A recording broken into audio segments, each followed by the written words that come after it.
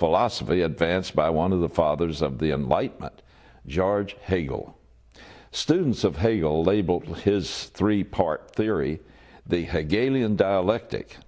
Students of Karl Marx call it management by crisis, and it was adopted as a centerpiece of communism.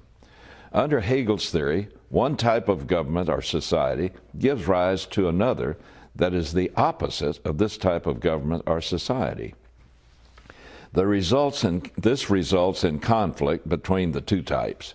He called it the thesis and antithesis, since they are opposites. After thesis and antithesis, ideas battle each other for an extended time without either side winning. Both sides become ready for change. This change, or synthesis, is then brought about by the creation of a third type of government or society. Broken down into its component steps, here's how Hegel's principle works. Step 1, create a problem or conflict. Practitioners will either identify a potential problem or create one out of thin air, then exaggerate it beyond its actual importance. Step 2, publicize the problem and create opposition to it. The left in America has a tailor-made apparatus for publicizing the problem and creating opposition among the population, the mainstream media. By constantly covering the problem from the administration's desired slant, the media makes the conflict a foregone conclusion. Eventually, the public begins to clamor for a solution to this problem. The steady drumbeat from the White House is, "We inherited this problem from the high-spending, low-tax Bush administration. The only way to fix it is to increase spending tenfold and raise taxes." In reality, the stimulus bill stimulates nothing but more government spending. But very few dare to question or oppose anything because of the crisis. Step 3, offer a solution.